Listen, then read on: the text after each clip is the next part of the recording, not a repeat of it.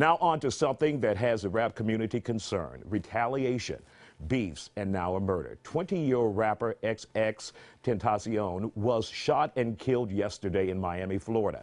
He was out shopping for a motorcycle when a gunman drove by and cut him down. Also, a person stole his bag from the car. The rapper, who's being mourned by millions of fans, but who also led a controversial life that involved arrests, beefs, and lots of death threats. Is this a wake-up time or wake-up call for beefs involving Drake, Jay-Z, Pusha T, and many others out there? Are we approaching the killing fields when it comes to rap and hip-hop? Here to talk about it is legendary rapper E.S.G. and nationally known rapper and Houston-based rapper Killa Kyleon. We want to welcome you guys to The Factor Uncensored. First, when you heard about this murder yesterday, I saw you went live on Instagram. It affected you?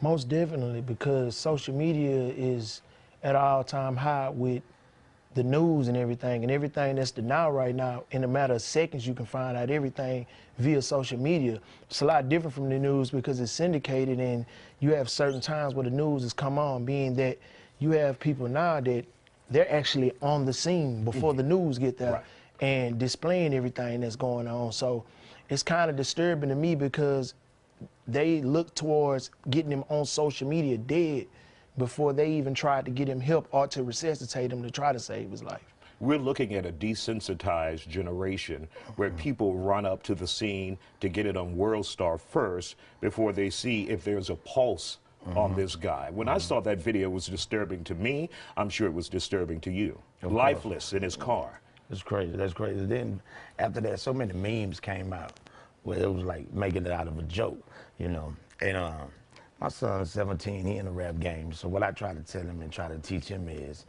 as when we came up, rap beefs and battle was friendly competition. You know, you had your bad times with your Big and your Tupacs that came. But nowadays, the kids are so desensitized and just so cut off from real feelings of family and understanding that part of really like loving your brothers, that they are led by what they see on TV and the music, you know. So that's why so many youngsters on Instagram, you know, you see them with submachine guns at a young age. You know, the first thing they're not rapping for just fans, they are rapping for, you know, to show that, to glorify it. And you think of it as sports, when kids were making the NBA, their goal was to make it out of the ghetto and buy their mama house and have a great life. Now when a young rapper makes it, he's trying to get rich and come back to the ghetto and do all the things that you're not supposed to be doing to survive anyway. And many of these new young rappers like 6ix9ine, Tekashi 6ix9ine, Trippie Redd, are finding themselves attacked, like this guy, shot and killed, and they're not prepared for it. Not only are they not prepared for it, they don't understand. Like I tell a lot of young kids, what you put into that realm of social media, when you, the moment you hit send and enter, you can't change that. It's no coming back from that.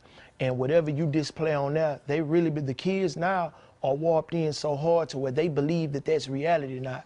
It's like you in the Matrix. It's almost like the movie The Matrix, where it's reality, but it's not reality, but it's actual reality now. The fact that we're not looked at as entertainers no more, we looked at as everyday life people now, and that they have something to prove. They go to social media now for validation. So whatever energy you put out, you receive that same energy back just as quick. And now everybody are looking at you like the things that you're rapping now is your actual life, when it's not. When you look at Denzel has played a dope dealer, he's played a teacher, a great debater, a police officer, all these things, but at the end of the day, when he comes off set, he's Denzel.